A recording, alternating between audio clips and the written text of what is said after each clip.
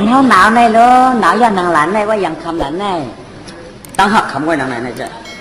เขาหูรู้เนื้อสุ่มเดือดที่เอ็นสุ่มมีน้มหนาวที่เขาก็หูรู้อ่ะ ช่วยที่พาเท่าไหร่เหรอว่านั้นเมื่อไหร่เตรียมไปกว่าน้ำมันพบกันปะอันนั่งลงเตรียมเพราะว่าอ่ะป้อมยาในตายนั่นเด้ไม่จากนี้ไปพูดก่อนมึงคำเสือไม่ใจช่างแช่ช่วยมาช่วงน่ะเพราะว่านั้นพี่ก็เขาก็ช่วงมาช่วยเขาเจิมดีมาเขาขี่เจ้าเพราะว่าช่วยไก่ดื้อเงินยิงก่อเงินเขาควายข้ามยิงก่อข้ามเขาหนึ่งโคอีกหนึ่งโคเขากลุ่มวันในห้างกันในที่เขาเป็นอยู่เป็นเช่าไปเมื่อเขาอย่าออกเป็นเห็นมั้ยเป็นชูเชิงอะไรชูเชิงน่ะว่าชิลงชกงนวลเช่าก็ใจมีเราห่างอ่อนคุณรอกาสังขารามันก็เป็นที่ในมือถิ่มก่อนเปลี่ยนมาเอาเมียหลวงเจ้ใครหนาวความต้นเอายาจ้อยใครก็มันใครเหลือหลอนหือตอนเช่หลายหัวหน้าใจเจอกล้วยชอกร้อนเจอขุยเจอฉุยควักร้อนเจอวันนางยิ่งอ่อนตามไปแดงสู้นอหนอสู้นอหนอก็ยาว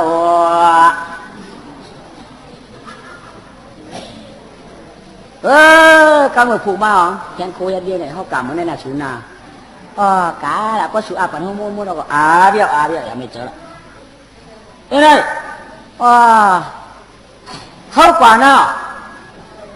này ư? Chẳng sự chết nan ma cả ư?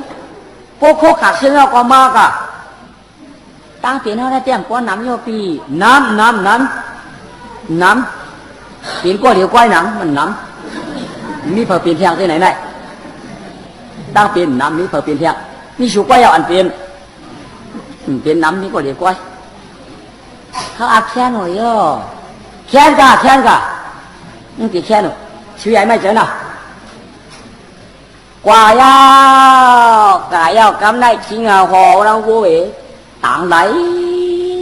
ลงกว่าชีวิตกะก้ามึงกลุ่มเกลียดบุญเว้ยแต่ปีหาชิบวัวหาปากกายออกไหมย่อนางสักเทได้หนาวติ๊กเยอะหนาวติ๊กชมผมกริกไม่ลองใต้สังยาพอกำมาในวันหนึ่งหนาวที่นะว่าอ่านเป็นช่างต่อคือตอนยังชันชาเธอเจ้อ่ำใครรู้ใครงอกตัวเองหยอกของผู้หญิงนักหนาหางานเขาเนื้อตาเพียงอันตันใจเมืองกวนลูขาวนวลสว่างขุนมังสาเนื้อปีวันกาปากกามชาเมียเจ้าลูกเจ้ากวาย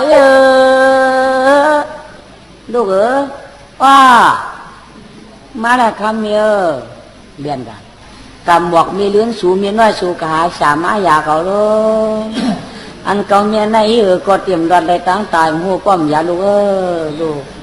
ไว้อุชูกาในอะไรอยู่สิวันป่ายเช้าวันมาในอะไรก็แค่อ้วนหน่อยเยอะเมียว่ากูวันเดียวมีทั้งใครดูใครงอกกูปอกได้ยังใครกินเขากำในเมียเนี่ยเจอเนี่ยดีเราเจอในลูกลูกกำบอกมีเลื่อนสูกาปังสลามาปานินร่วมแม่ไม่เลื่อนเหรอไม่เลื่อนอีหาไม่เลื่อนกับเป้าฉลามายาปันแมวเอ็นข้าว่าไปแค่นี้อยู่อันเดียวกันก็ป้อมเขาลุกกันก็มูเตะมีเลื่อนเกี่ยวกับเป้ามากกันไหมอย่าไม่ใจช้ำปะเราเมื่อหาเสียของวันจานเมื่อหาเอาของฉลามรู้หรอเอาปีหนาวหลวงเขาในหนาวเลยเต้เอาเขาจริงจ้าได้ดันเหรอเดี๋ยวเขาเอาลันกันจะได้ปลุกคุณโคคำเบื่อจะได้ปุดปีเจ้เพื่อนเอามืออย่าปั่นเธอมันเจียวแค้นกว่ามีเนื้อมือเอาเธอมันหนาวเจียวหายกว่ามีเนื้อมือเอาเขาหนาหือมันตีตายกว่ามีเนื้อมือเอาเขานั่นจะมีกี่เอาเชียงจ้าละเพราะมันตายมาเป็นเงินคำกล่องที่เขาเอาลานที่ซื้อนั่นที่เอาเชียงจ้าละมันเป็นหือไว้นั่นน่ะลุงหนามันเป็นหือนั่นว่านั่นเมาว่าสารได้ว่าใครหักว่าคนเมาเนี่ยกินขี้บางใต้คนตาไล่กินขี้หมาเนี่ยมั้งก็อยากก็ได้มาตอนที่มื้ออยากได้เอามือ เอามือแจกเอาเนี่ยเอามือขี่ปางใต้เหรอเอามือขี่หมาเหรอคือมือเราเป็นหือฮะเป็นหือเป็นหือเป็นหือตามใครโลกใครงอกเอ๊ะค่ะตาเนี่ยใครล่าอยู่ติ๊กเจ้าฮะป้ามึงตาด้วยข้าเนี่ยตาเนี่ยร้ายใจเราเชื่อเขจัวมิโอเขาเต้นกว่าก็หมกข้ามจุ่มเอก็จุ่มตั้งองค์ห่อป่องตั้งหลังก็จุ่มตั้งหลังห่อป่องตั้งองค์ป้อมกินยาฆ่าได้แต่ป้องจุ่มตั้งหลังมาป่องตั้งองค์วงในวงนาได้แต่อยากให้ไล่พังให้ป้องจุ่มตั้งออกป่องตั้งหลังพังก็สมุดวัดนี่ค่ะเดียวก็อย่างเนี้ยยาในหวานหักขันในเขาเนี่ยหวานก็กะเลยกินใครจะสละปวดสละเขาป้อมกินเนี่ยมาแค่นะเขาลูกป้อมใครมึงตาเนี่ยกินยาเจ๊ขี้หมาฮะเนี่ยป้อมมึงตาเลยตาไล่กินยาเจ๊ขี้ปังตายค่ะเนี่ยตัดเธอเนี่ยกัดใครเยอะในเจ๊ขี้ปังตายอายาชาปีนึงคือดัดกันเขาเลยกินด้วยเหรอจังเจ๊นาฮะเวียนยาหมักงอกไว้หมูป้องให้เวียนยาหมักงอกไว้งานจ้วเขาในเยอะยาเจ๊ขี้หมาในยามึงตาเขาเนี่ยยาปีหักก็หักอาศักเชียงครับป้อมหักเชียงครับเจ๊คุยปั่นกี่เนี่ยบ้านหักธนาคารชาวบ้านเราช่วยหมดว่ามากี่เนี่ยหักเยอะเลยโคมหนาวรู้ไหมคมมีเราหนาเจ้าคมอีอย่าละยาปีนาวเนี่ยอย่าเลย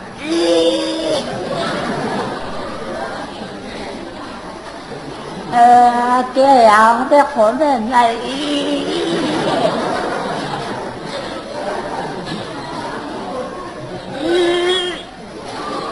เมื่อเห็นหักว่ามือจ้ามันตันนวลเมื่อก็หักว่ามือจ้ามันตันนวลเนี่ยพอตันเหมือนเปล่านำอาชวนลงลอยเมื่อก็หักมีหักที่เหลือเมื่อแกนเจ้าลาหอเสียงหางปัวมออย่างเมื่อคำคอลูกลูกอียาเมียน่ะลูกอียาเมียน่ะลูกนี่จับขนาดตานี่จับขนาดตากุ้งพระกุ้งตาลูกอุชูกับมาใจใจอุชูกับมาใจลูกใจลูกไม่เมียวมาเลยไม่อยู่จำลูกไม่อยู่จำลูกเมียขานจะหนาเมียขานเจออาจารย์ขานเจอเมียอุชูกับมากากาเพราะอะไรใครเป็นเดือนไปก็มีคนติดตายเป็นคือพี่น้องอย่างไปกับพวกก็ตายเป็นคือพวกไหนไว้เรียกนะลูกใจนะไว้เรียกนะเงินก่อเงินเฮาเมียคำก่อคำเฮาเมียเต้นก่อเงินเฮาเมียกายก่อกายเฮาวัวก่อวัวเฮามาก่อมาเฮาสวนก่อสวนเฮาลูกใจก็เอาดีๆนะเอาดีๆแล้วลูกลูกของมีลุ้นฉุนเนี่ยมีอย่างไรเมียวเลยมาโคจับตัวไว้มาอูฉุนในเฮ็ดผูเนี่ยเลยเอามาโคยกเยียดฮัลโหล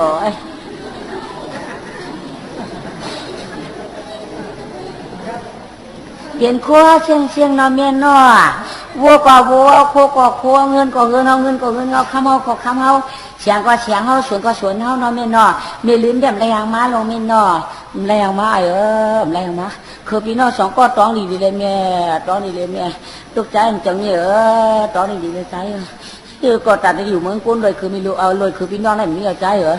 วันก็วันก็ตายแต่เสือกินยาก็เจ้าก็ขยันอยู่ใจเมียอุชูกับมามาพอขับพี่น้องขายเดินตารางกันแหละ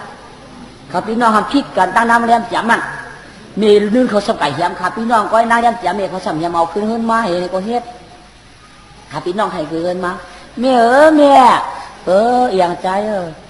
เขาพี่น้องพี่กันดังนางเรียงแจมนางเรียงแจมมีลิ้นแหมหลวงมาแหมหาพี่น้องห้อยมือสัมปอห้อยขามือแจมมาสัมปอพกกระเชียงเมียอย่าไปเอ็กก็กันในลูกใจอย่าเอ็กก็กันในใจฮัลโหลที่ก่อนเราลูกว่าไหนเที่ยงมา3 วัน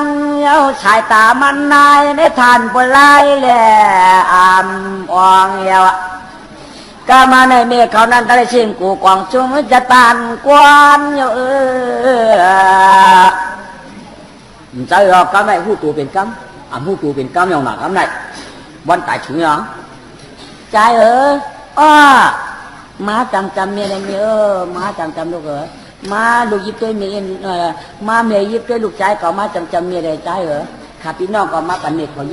มือเมียอะไรพวกกันยังไงเนาะลูกเมียจึงมือเมียกันยังไงนี่ล่ะแม่ฮะพี่น้องแต่ถึงเมียเมียจะถึงก่อนใจใจใจที่ก็เขาเมียป้วนวันได้ใจใจเมียอยากตัวเมืองพอไรอยากตัวลูกใจก่อทำป้อหมังกำสมียมหันใดตัวเมืองในเมาเมืองขอนหันปันเขาเมืองขอนหันไหวเข้าเมืองฉันหันไหวเข้าแต่เมียเป็นคนขอนนั่นเนอจำจู้เก็บตุ่มเหมือนเป็นยืดไผ่กำนั่นเลยจูบแก้มนมไข่ขนมใจต่างช่องเมียเมียที่ความหลุดจำเลยจูบแก้มลูกใจก่อใจใจไข่ตัวลูกใจมาเนี่ยกำเลยนะ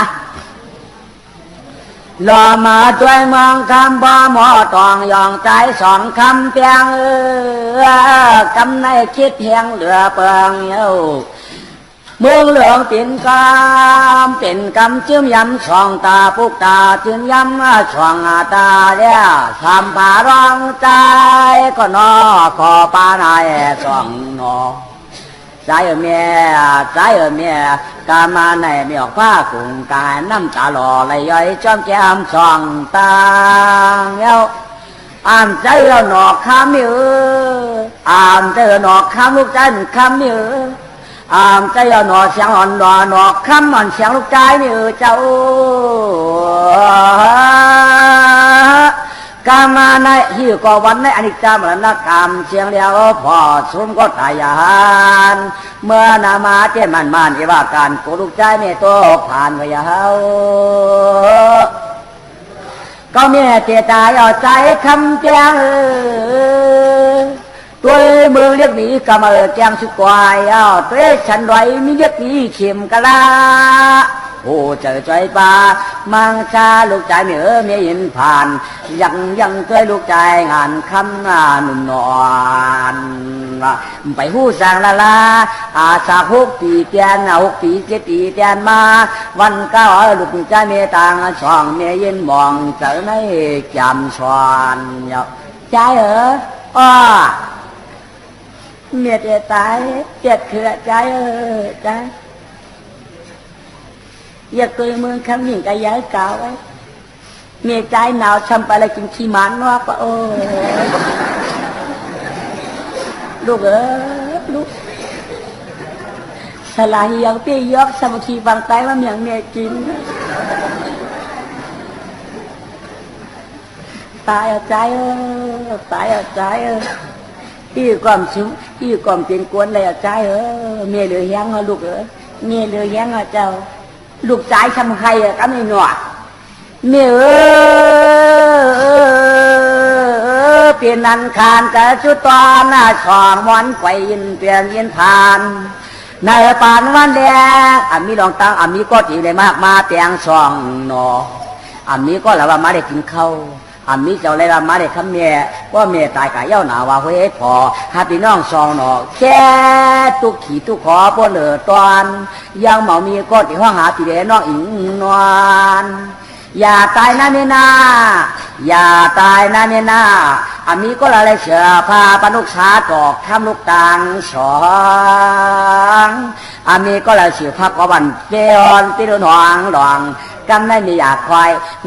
อยห้าพี่น้องก็เลยตัวมองเมียอย่าคอยเมียอย่าตายเมียพอเมียตายมีผู้ใดย้ายปันโคมหาพี่น้องมีแล้วก็ห้องเก่า มีแล้วก็หามากินข้าวเรียมนี้ก็เลยว่าอย่าตายเมียอย่าตายเมียใจอ๋อเจ้าเมียเลื้อนสู่เก่าห้องปู่เกียเขามาลุงสมาธิเขามาลุงเมียเตี้ยมป้นเหมือนอะไรลูกลูก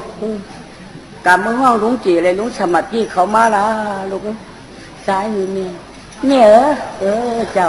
เมียเอาเดียตายเอาเตี้ยเมียตายกำมือบอกลุงสมาธิเขาเลยลุงเก๋มาละจำไม่เก่าเจ้าเมียเลื้อนชูมือบอกมาเลยกำเนี่ยเมียเลื้อนยังกำมือบอกลุงสมาธิเลยลุงเก๋มาค่ะว่าบอกไม่ฮะเมียเจตายค่ะเจตายที่ห้าความเก่าบอกมาเนี่ยจะเจ๊เรียนเอากว่าคำเนี่ยกับบอกทิ้งเก๋ไหมอ๋อพอลุงเก๋ฮะอีหยังเฮ้ยหลวงเอียงพี่น้องหลวงเขาเจตายเขาว่าเจ๊แจ้งมาบอกมือกันเรือนเขาว่ายืมพัวลูกสมาธิมือบอกเจ้าฮะไปมือบอกค่ะมือบอกต้องลูกสมาธิชาวฟังอันเขาก็กำเปี้ยจูดีก็ลงเงาวันเงาหน้าผัวสมาธิยังมีหลวงบอกเขาค่ะปัดบุกเกก็กว่าเขาไหมวันมันตายอีกก็หวังคืนในที่สองที่มือหรอปอร้อยมือเอาเขาว่ามืออย่างพี่น้องหลวงเขาได้จำตายหนาวใครเอาเตียวเจอใครเอามันเปลี่ยนมาหึงเงาฮะเปลี่ยนมาหึงเงาใครเอาไอ้รวยเก๋มือเอาฮะนั่นตึกมือนั่นใครนี่มือเพราะนั้นการอาเยี่ยวลงในว่ามือจะขึ้นมือยังที่เก๋ก็ขึ้นมือที่สมาธิก็ขึ้นมือไหมเปลี่ยนมาหึงเอาคาพี่นางเปลี่ยนมาหึงเอาคาได้เปลี่ยนหึงเอาคาเนี่ยเปลี่ยนหึงเอาคาเอาที่ก็เขาในเหลือแย้งเอาคามรอดวันในเลยใครเอาโดยปันลูกใจใครอีกหนึ่งโดยปันปีเจี๊ยใครอีกหนึ่งค่ะกันต้ามองจอกกาก็ไปมาโน่นในหนอกว่าถึงว่าได้เดินไปเอาเลยหนอมาค่ะเมื่อมันกว่าในหลานน้ำหนาวฮะในตื้นเปลี่ยนหางว่าเมื่อไอหลานกว่าในเปลี่ยนอีเดียมป้อหนาค่ะเท่หังล่ะก้อนหนึ่งเปลี่ยนก้อนหนึ่งสมกว่าในมันนิ่มซะในเนียวไหนมากกว่าท่วงโค่นนางกำได้รู้หน่อยเกะเลือดร่วมเดือดเหือฉลาดเนี่ยหามาน้องกะหามาค่ะกะหามาก็สัญญาชาที่หมาค่ะญาชายาที่ต่างใต้ค่ะมันไม่สาระชาที่หมาเนี่ยไม่สาระนั่นน่ะคนเยอะหรอเมียวไหนชายังชาที่หมาก็ห้องมันมาดูมีหน่อยอยู่ไหนไอ้มีเรื่องเหรอยัง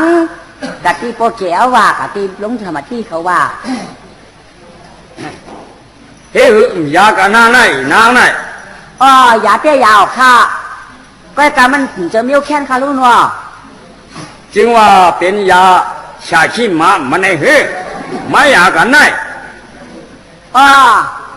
ชาขี้มาก็เป็นหมาไม่ค่ะลุงมันจะมาบ้านค่ะจึงว่าเป็นเสียขี้ปังใต้ก็ว่าล่ะมันจะค่ะมันเป็นปังใต้ที่เยียบกับจีหมอไว้ค่ะลุงมันจะปังใต้ถึงค่ะเสียในปังมาหลายก็ล่ะนายปังมาสาวันจันทร์ก็ค่ะสาวันจันทร์นี่ก็ยินมันออกสาวันหองนี่ปังมาฮะสาวันหองนี่เขาก็ยินเลยว่าอะไรกับห้องสาวันหองมาเนี่ยเล่นอะไรให้ฮู้ว่าลูกก็ผู้ฮู้ว่ามันจะ500เก๋ว่าจะก็เมื่อไหร่มันจะเอาค่ะลูกน้าขาดได้มันฮู้ขาขมกก็มาเลยรวมในพอตัวเดียวขนาดจะไว้เขาในลูกเลยพี่ก็สมาธิฮู้ขยโยร้องแก่ก็แค่ฮู้อีหรอตัวเขาตั้งจิตตายมาแล้วมันฮู้ยังเขาได้ ฮ้ยปราชาบ้านหองขึ้นหอง โอ้ยฮะ เมื่อไก่ขึ้นเฮาเขาว่าป้าปลูกใหญ่ค่ะเด้มือไปอีกค่ะ โอ้สังเกตว่าเป็นนี่อยากจะยามจ่ายเอาค่ะไปอยากก็พออะไรเอาค่ะนี่หลูมือตัวก้อยค่ะโย อ๋อหมูใครเอาหมูใครเอา แค่เราค่ะยามเสียเสียงเอาค่ะยืมกลางวันจริงได้ มือตัวเขาก็ลืมเจอเขาอ่ะปัดออกมาไม่เห็น ที่ฮะ นายใจอากูเสียกรรมตัวเองค่ะลูกนายสัตย์ที่ในห้างหน้าเจ้าไปบางกรรมกุลกรรมในบางกรรมของรัฐกรรมอะไรในเฮาถูกเกียรติปีนั้นเรียกเจอโอ้ยยังหนังข้ามผู้จังกำกันอยู่มันเป็นทางไว้หลานนี่ก็นึกว่าเด็กตายเขาแล้วว่าเป็นดันเป็นนายอยู่สลายสลายเขาเดียวตาวนไม่ว่าลูกเราสมาธิเจอกำมือนี้เอากว่ามันก็จังกำนู้มันก็จะกำในมือมันก็ยังไงมันเป็นทางไว้กำเลยลูกโอ้ก็เลยเข้าที่หนึ่งข้าเราที่กำเลยกรรมเอง เฮ้ยเลือดกายพี่อยู่ฮะลูกโอ้แค่สองส่วนเข้าหมานไงเนี่ยเปลี่ยนก้นเอาใครอ่ะข้าวของมือหันเนาะมันเปลี่ยนก้นเอาครับเย้ได้มันฮะตายเอาไอ้หลุดจากก้นเนี่ยไอ้หลุดจากเนี่ยในผงก็มีกันเนี่ยหลวนก็ตั้งตึกเดียวเนี่ยอาจจะหาสาวเจ็ดขวบไว้เนี่ยไอ้ดูแค่ขาดเนี่ยพอผมจะลงในเขาก็ขมสั่งให้หรือละอย่าอะไรได้สละลงมันได้ฮะขัดให้ได้เกียกเขาค่ะลูกเกียกถึงเดียวฮะหาเกียกไว้เนาะถ้าก็มาเนี่ยยิ้มมาตกๆแก่ๆแต่มา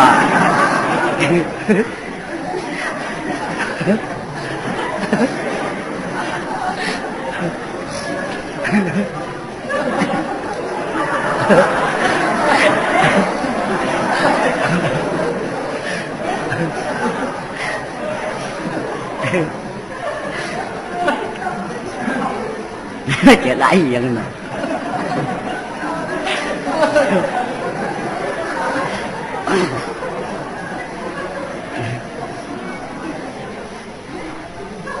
พอถัดให้มันแตกไงกูนั่นอย่าอะไรวะมันอะไรฮะหลวงมันจังยาฮะเอาดินคุบเอาผมเลยฮะมันจังคุบฮะมันแตกเอาฮะลูกมันปนหลังฮะเมื่อไหร่ถัดให้ในแตกไงมันหลังฮะมันที่ไหนแตกไว้เหรอฮะความแต่สลาดแดงหูเนาะหูฮะเลือดมันก็ชุดมือเราฮะน่ะตั้งเลือดเลยตั้งอย่างหลานตุ้มเตื้อกันเนี่ยชุดเลือดมันเปี้ยอย่างหลานนั่นมันเป็นโยกะโยกะในห้ามแก้ไม่เดือดได้ชุดเขาโยกะในเป็นเรื่องอย่างง่ายๆอะไรเฮ้ยเกาชีไปโยกเขาน้ำหนาลูเนาะน้ำหนาลูถ้าเปลืองที่เที่ยวขามือฮะเนาะมือก็มือละหลานเนี่ยสายเหือปวดหลวงเหรอปวดหลวงเหรอหาพี่น้องเจ็บนี้เมียโยปวดหลวงเหรอปวดหลวงเหรอหาพี่น้องเจ็บนี้เมียโยปวดหลวงเหรอปวดหลวงเหรอปวดหลวงเหรอจึงว่าเมียเตียตายแกท้าละปวดหลวงเหรอห้ามมีเมียเยอะหน่อยเยอะหน่อยลุงว่าแค่เนาะ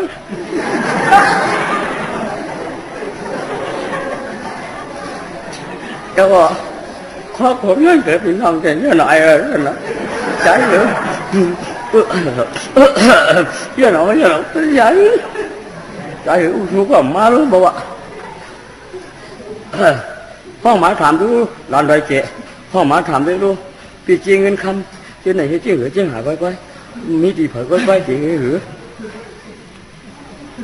มันหูตัวเอ็ดขายมันหูตัวเอ็ดขายถามได้มันขารุถามได้มันขารุหลานนี้อ่ะหลานนี้เหรอผู้ตัวอยู่ห้าโอ้เอ็ดค่ะมังกำก็มังกำความลูกค่ะ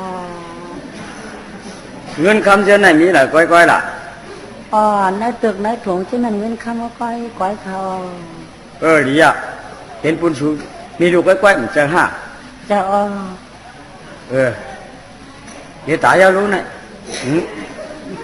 พ่อพ่อรู้เหรอ เหนียวตัวจะขึ้นได้ไรเนาะปอลงเนาะใช่ไอ้ใช่เมื่อว่าคือพี่น้องสองก็อ่อนกันอยู่อันเช้าเขาบอกไม่เลื่อนสูมาลูบอกไม่เลื่อนสูมาลูตีว่าหือเดี๋ยวนะไม่เลื่อนเหรออย่างหัวกำหังเขา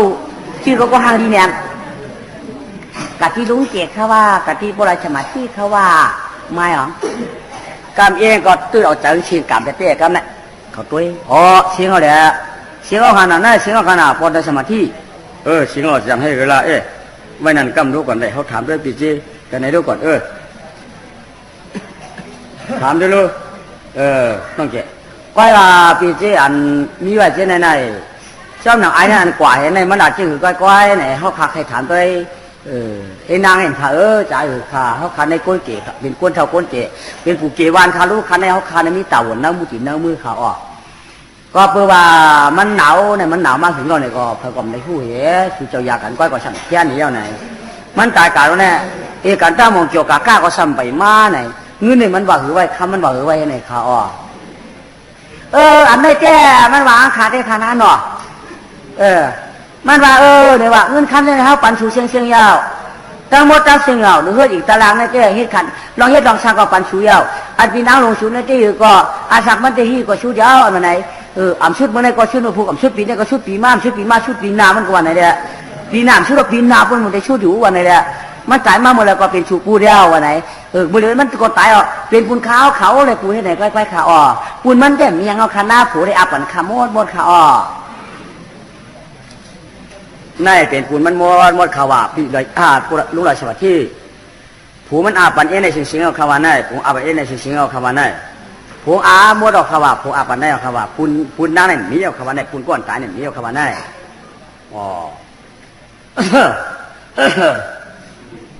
มาว่าก็มันข้าจังว่าข้าพาฮีปันไม่ไว้ก้อยบ่เมื่อลาเด็กเอาลุงไรสมาธิดูพวกข้าอาปันคำมดพวกมันตายหมดแล้วก็อาปันคำมดให้นั่นเพราะท่านนั้นชูป้องปีหยากันมันตายเลยอาปันมันเงินคำนี่ฮะอยู่ไรอันยาในเฮ็ดฮะว่างข้านายามันตื่นแค้นข้าลูกอันแค้นในชูป้องสละหลายก็หลายป้ามาจากก้องเขารีบพูมูลาจ่ายผู้หมอเดียวจะฮะสูในอยู่ด้วยการส่งหักกันมาเจ้าสีเจ้าลงสูในเก่าในเป็นที่สมาธิวันสูมั่มหูฮะเงินคำจะได้เป็นของไผ่ก่อนเมื่อวานไหนมันอาปันเมื่อไหนไอกันต้ามองโจเน่คาลาหิยังเมื่อวานก้นไว้ชินบนก้อยมือดิจ้าวันไหนมาอีในเป็นจากที่ชัดเจนในเกณฑ์ปันอูปันนี่เขาบุญมาเขาหาเดือมาพวกเขาจะละมาได้เขาหยามเขาไรเมื่อไหร่มูมาไหนเมื่อไหร่สั่งมาเมื่อไหร่ชินกันเด้อเชื่อกับตัวเหรอมากันต้ามองโจเฮ็ดหัวเมื่อมาไหนคาลาหิยัง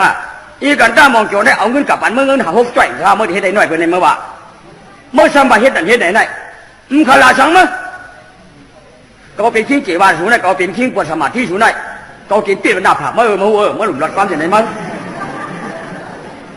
ก็ได้เฮ็ดจนมันกันตะลามันเฮ็ดจนสภาวะตะลามันก็เป็นลูกสมาธิวันได้ว่าหมูเมื่อเลยมาเงินหลายเปียเลยมากะหือข้าหลาสังเกตเมื่อวะ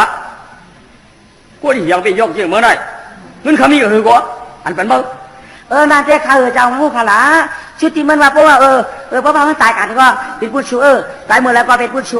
ตัวการไม่ลงตายซ้ำไม่น้อยมันว่าในข้าเยอะก็ข้าที่ผู้ข้าละบ่ว่ามันตายข้าว่าเป็นของข้าจริงข้าก็ว่าแนวข้าหนอ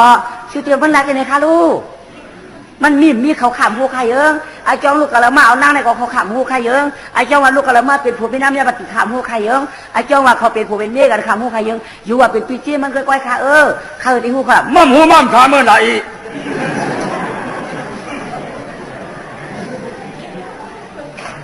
หูไหนดีถาม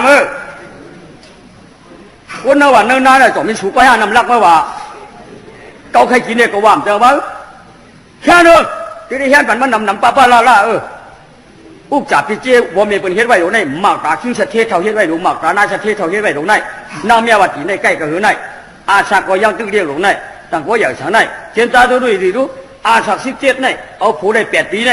มันได้สาวหาก็อยู่ไหนได้สาวหามีลูก7 ปีก็ไหนเจนจะดีดูเมีย30 ปลายก็อยู่ไหน มาจ่ายได้ชูได้ป้องปิญญากันคือมันจ่ายได้ชูเฮ็ดสุขยาเนี่ยมั้งชาขี้มาเอามาอย่าได้นี่มันได้